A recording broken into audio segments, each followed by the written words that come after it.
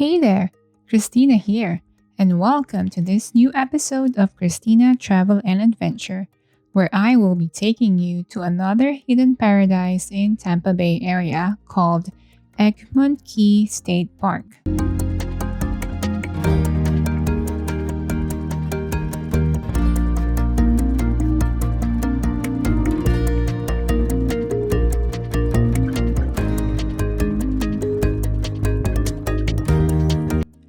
Egmont Key State Park was established in 1974 and protects a diverse community of animals and plants, many of which are either threatened or endangered, including nesting sea turtles, gopher tortoises, over 40,000 pairs of nesting birds, and other spectacular wildlife.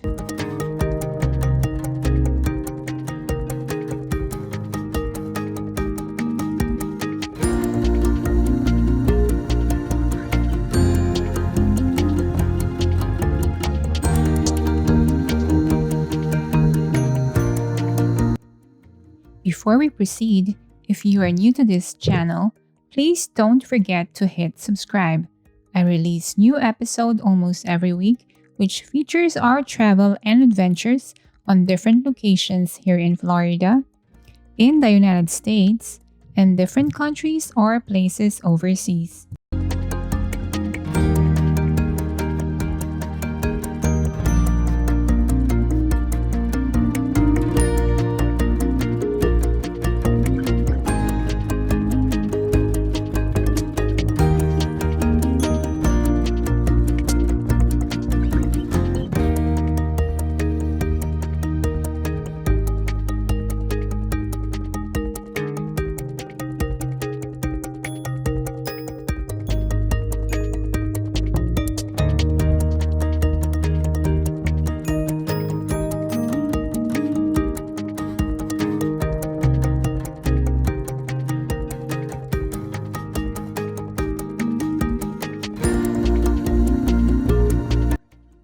Strategically located at the mouth of Tampa Bay, this island refuge was once the site of United States Army's Fort Dade, and abundant reminders of this unique military past can be found scattered throughout the island today.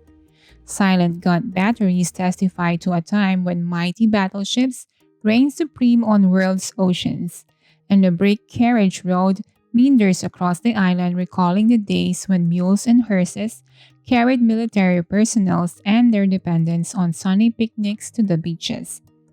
Over 4 miles of trails allow visitors to discover the interior of the island, as well as the beautiful north side and west side beaches. Along the trails, you may encounter gopher tortoises, box turtles, yellow rat snakes, and of course, many species of birds including ospreys, herons, skimmers, egrets, bald eagles, and more.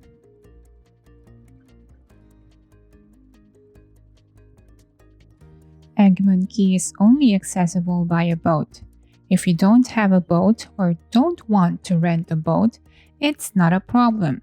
You can take the Egmont Key ferry from the Bay Pier inside the Fort DeSoto Park to Egmont Key. This year, 2023, the Bay Pier is under construction, so ferries leave from the boat ramp, located on the right soon after you enter the park.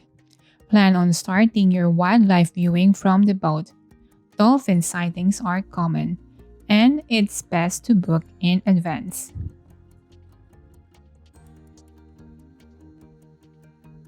Another option is to book the Pelican Cruise Tour.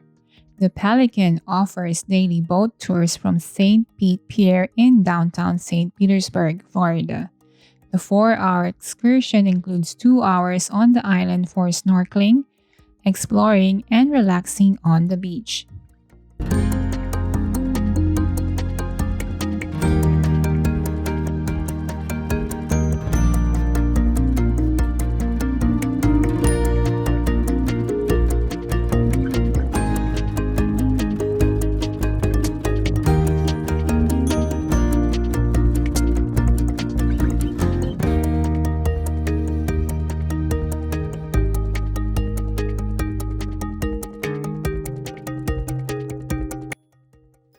Pelican Tour offers day tours in the morning and in the afternoon. They also have an adults-only sunset cruise that departs from St. Pete Pier at 6 p.m. My boyfriend and I took the Pelican afternoon tour to Egmont Key and left the pier around 1 p.m. As the boat departs from the pier, you can get a glimpse of the beautiful St. Pete downtown from the water. Few minutes later, we went past under the amazing Sunshine Skyway Bridge. As a Floridian, I have always passed over the bridge going from Tampa or Sarasota from St. Pete. I've flown my drone too a couple of times, but this was the first time I see the bridge from a different angle. Sunshine Bridge looks so majestic from the water view, especially when we pass under it. I bet this looks amazing during the night too, when the bridge is all lit up. Or maybe another items to check off on my Florida bucket list in the future.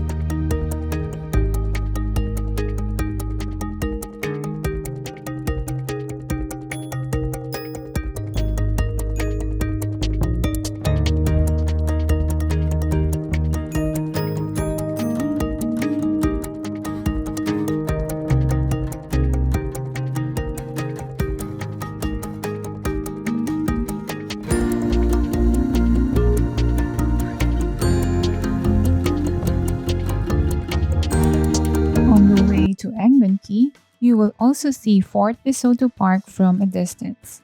The Fort DeSoto, unlike the Egmont Key, are connected by either bridge or causeway.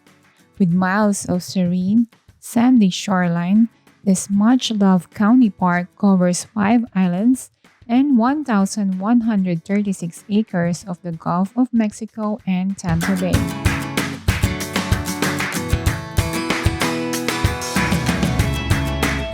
At the heart of the park lies its namesake fort. Artillery holds and firing galleys make up the Coquina Shell Fort space. Here, kids of all ages can have a little fun with the echoes their voices make in the cool, mysterious rooms. Climb to the top of the fort where cannons point at Tampa Bay, and sweeping views extend beyond the park. You can also visit the small Quartermaster's Museum within the park.